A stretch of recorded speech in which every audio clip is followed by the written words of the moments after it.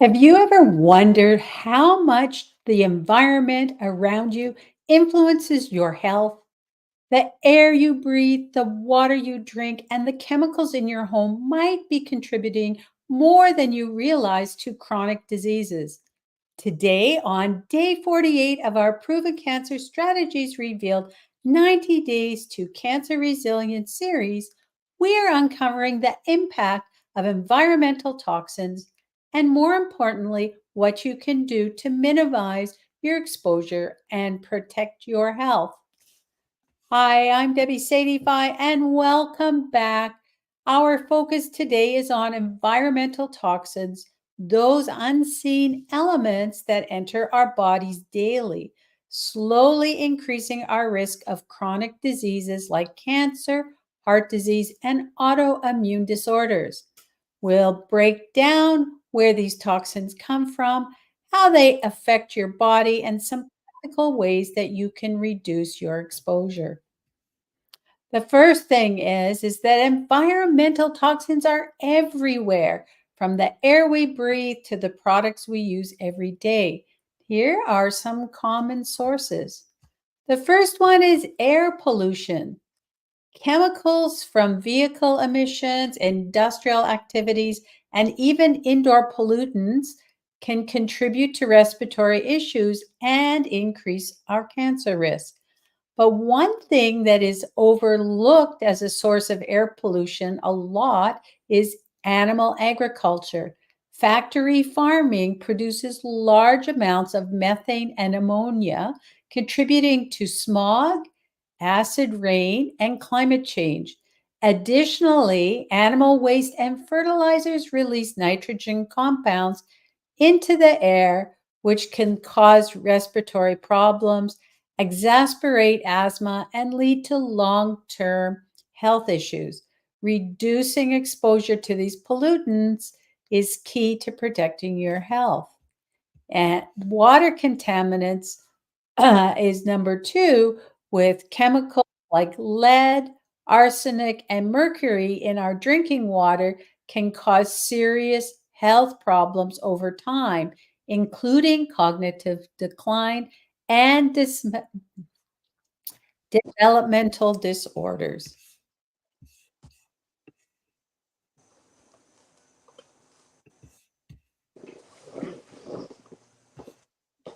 My parents actually had a house in Phoenix area for a while, and if the wind was blowing the wrong way, we used to smell the cattle farm that was actually quite a ways away from their house.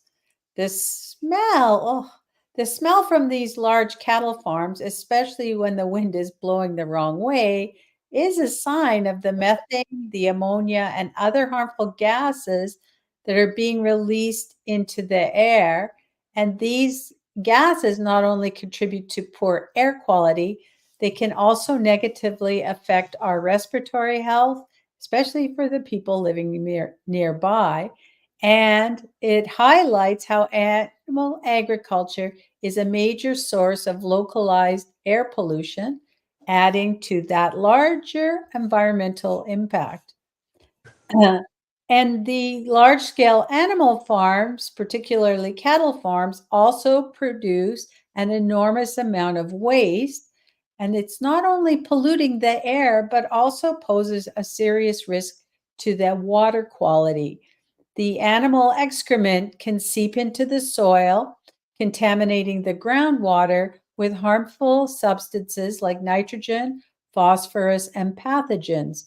This runoff often leads to contamination of nearby water sources and contributes to algae blooms, dead zones in bodies of water, and the potential health risks for people nearby that are relying on the local water table.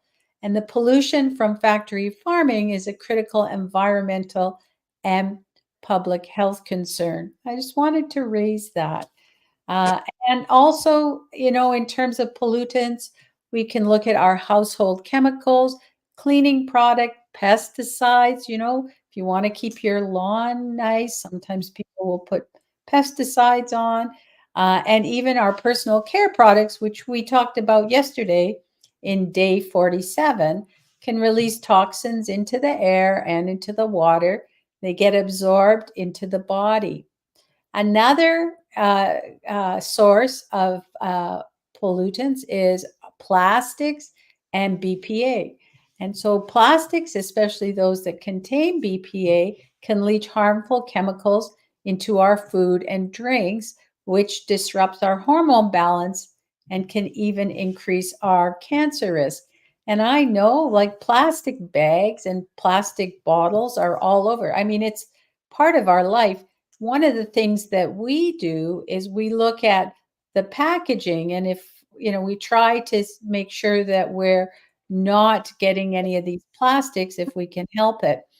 And the other one is when we go to the grocery store, I do take some of the plastic bags. I have a couple of uh, grocery stores that I go to actually have biodegradable uh, uh, bags for the produce, which I really appreciate. But also, I don't take plastic bags just to put my fruit in or my vegetables. And when I first started grocery shopping, I put everything in a bag, even let's say the bananas. I see people doing that quite a bit. Well, the bananas, they don't really need to go in a bag. Same thing with things like the onions and potatoes and things. I usually leave those out, and I really only get a few things that in plastic bags. So, it's good to be conscious of those plastics and maybe switch it up. And so, how exactly do these toxins contribute to chronic disease? Well, where the toxins enter into the body, they often trigger inflammation or oxidative stress, which damages the cells over time. The immune system becomes overworked trying to fight with these invaders, and that's where the danger lies. On long-term exposure can lead to chronic diseases like chronic conditions. And cancer is the first one. Many environmental toxins are classified as carcinogens, meaning that they directly contribute to the development of cancer. Then, heart disease, when inflammation caused by toxins, can also harden our arteries, which leads to a higher risk of cardiovascular issues. And also autoimmune diseases. These environmental toxins can disrupt our immune system, leading to overactivity that results in autoimmune diseases like lupus and rheumatoid arthritis. And the good news is that there are ways for you to reduce your exposure to environmental toxins. And we have few actionable steps. In your home, you can invest in an air purifier for your home that can help filter out the harmful particles and improve your indoor air quality. When you're at the store, you can opt for organic foods, especially when it comes to produce, which can reduce your exposure to pesticides and harmful chemicals. And we've talked about the EWG, or the Environmental Working Group. You can go to their site, ewg.org, where they have information on which fruits and vegetables are highly toxic because of pesticide residues and other harmful chemicals. That is the Dirty Dozen. And they also have a list of the Clean 15, which are fruits and vegetables that aren't impacted by pesticides. And I do know that asparagus, as an example, whether they're growing it organic or conventionally, they actually don't put any pesticides on it. So you're not going to see it on the Dirty Dozen list. You can also actually, you can filter your water, and you probably should filter your water. Using a high quality water filter can significantly reduce the number of harmful chemicals that are in your drinking water. And because the water is typically they use chlorine to clean to kill the pathogens in the water. There, you're gonna. I think pretty much all the drinking water has chlorine at some level in it, and so the water filters for tap water are really good to use because the chlorine is a harmful toxin as well as those heavy metals. You can switch to non-toxic cleaning products. That would be things like swapping out your conventional products for natural alternatives where they are free from the harsh chemicals, and avoiding plastics. You can use glass, stainless steel, or BPA-free containers for food storage and drink consumption. And today I want to challenge you to make one small change to reduce your exposure to environmental toxins, whether that's switching to a natural cleaning product. You can even make your own, filtering your water. These small changes can make big difference in your long-term health. Term health. And so I want to just address maybe a few questions that you might have. The first one, are all cleaning products toxic? And the answer is no, not all are, but many do contain harsh chemicals like ammonia and bleach. And it's best to choose products that are labeled non toxic. Or, as I mentioned before, you can make your own with simple ingredients like vinegar and baking soda. Uh, and again, you can check the ewg.org website because you can check out the products. They have a lot of products where they've done testing and they can let you know whether they are in the green for go or the red for don't use or highly toxic. And then they have the caution yellow in the middle. And check out what your products are. And if you find that your products actually are in that zone of red or maybe in the caution zone, you may want to switch to something that is in the green zone the next time you need to buy that product. And can environmental toxins really be a major cause of cancer? And the answer is yes. Environmental toxins are classified as carcinogens by organizations like the World Health Organization. And over time, they can accumulate in our bodies, leading to cell damage and increasing our risk of cancer. And the sad thing is, even if you were a nomad living in the middle of nowhere, I don't think you can escape the toxins, but we want to reduce them as much as we can. And is it expensive to switch to toxin-free alternatives? It's true that some alternatives like organic produce, air purifiers, and some of those non-toxic cleaners can be more upfront costs.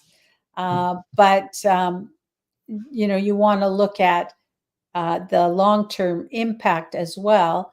And you can make affordable changes by switching to some homemade cleaning solutions or opting for reusable BPA-free containers as well. Any questions now? Kathy, They have a question and a comment. Which would you like first? you go ahead, whichever order you want to do I'll it do in. I'll do the question. So I buy things by the pound, like potatoes and onions and carrots and things like that. So when you were talking about how you don't use plastic bags, I'm envisioning like individual potatoes and carrots rolling down the conveyor belt at the grocery store. Is that what you do? Yep, that's what I do. I lump them together and it's not a big deal. Like, Oh, yeah, it's fine. But it's one way to I've never seen anyone do that before. That's why I was like, huh. you can buy reusable fabric like net netting kind of bags as well. They're produce bags that you can buy to kind of keep it all together. But yeah, I mean, if it's if it's something that I don't feel that I want to have a plastic bag for or need one, then I will just put it like that. And I've seen that more and more in my grocery store. It was something that was kind of foreign to me as well. Uh, and I put everything in a plastic bag because I thought that's what you're supposed to do. But really, we've just been trained really well to use plastic bags. Well, as you were talking, I was wondering what they did like in the 30s and 40s and Paper 50s for bags. the paper bags. Okay. They probably did a lot of their own, making their own. Back in the day, they probably did more of their own gardens and stuff too, Okay. I'm sure. But yeah, so I'm imagining that they did paper bags or they didn't, because plastic bags is a it's probably, I don't know how long. I hate to say probably about 50 There's years or something. so. They haven't been around all that long, relatively Yeah. speaking. And now, I mean, in our area, they've outlawed plastic bags altogether. You can't get them at the grocery store. Now you can get the ones for the produce, but at the grocery till you can't get. It's all reusable bags that you buy. So they're you can't or paper bags. They'll have either or, and then of course you have to pay for them. So at some of the stores where they have the reusable kind of like a woven fabric or a non-woven fabric, so they don't last all that long, the bags. Those are, probably 50 cents a bag, but it definitely encourages people to bring their own bags to the store. Mm. Yeah, So, here in I live in Maryland, and they went they started charging for plastic bags 5 cents, yeah, but paper bags were still included. And then just this past year, and certain counties now they've started charging for paper as well. So they're trying to do that on a county by county basis to get wean people off of it. yeah. Yeah, It's I don't know how much that helps, but here the bags are much. They used to be 5 cents. They're much more than that now, and they're not. There's no plastic bags that you can buy at the grocery store now. Like I said, you can the produce bags are still. They still have those. And one of the grocery actually, it's funny because one of the grocery stores I go to, they'll put everything in like if you're buying, I don't buy meat, but if you buy it like meat, they'll put it in a plastic bag. I've had other things. They've asked me if I want a plastic bag, and I always say no. I don't need one for whatever it is that they're asking for. Mm. What's your comment? Well, I just have to share this with you. So I was doing a good thing, and it was on that same day that you did the do it yourself cleaning supplies, and then there was I think it was after that you did the do it yourself deodorant and scrub. Yeah, So I just share a comment on this. So I just like around the same time I'd gotten bleach free alternative cleaner, and I just went by the label, and I got the deodorant that was, I forget what it doesn't have aluminum, because I'm convinced that the aluminums are contributing to Alzheimer's and things like yep, that. And so after your shows, I went and I paid all this money for this bleach free alternative, and it's hydrogen peroxide. I'm so irritated at myself. I paid all this money for hydrogen peroxide. I could have gone to one of my favorite stores, Costco, and just bought hydrogen peroxide. And I don't know if it's the same concentration, but I just had to share that with you. It's all about marketing, because I would yeah, have paid like it at is. Costco like $3 for two for of hydrogen peroxide. Wow. So, and So I mean, US dollars. I don't know what it would be in Canada, but they're pretty, prices are pretty consistent. And then the deodorant I got at Sprouts, and yeah, it was the same ingredients. It was the same ingredients. So it's marketing, right? It's marketing. It's Yeah, marketing. it's there's this thing called a health halo. I heard about it more about for foods that they market, things to make it sound healthier, right? Like the chicken, instead of saying it's fried chicken, they call it crispy chicken, which really means fried chicken. Mm. That to change the health halo to sound more healthy, and they do the same thing, right? Like all I don't think all the products that are labeled as green cleaning products are actually green, because I know I bought one for shower and tub. It was a green one, and to me, I don't. When I sprayed it on my shower, I could smell the fumes. Like it knocked, like I could smell it and I could feel it in my eyes. So I didn't check what's in it, but it's definitely got some toxic stuff in it, because if it was non-toxic, I don't think I would be having that strong Yeah. reaction like I did. And I've been used, to be honest, I've started using baking soda and um, vinegar, and it's working just fine. It works just fine, maybe even better. The other one for, I didn't realize this, but one of the things you can use in your laundry is borax. Mm. And that one is okay to use from what I understand.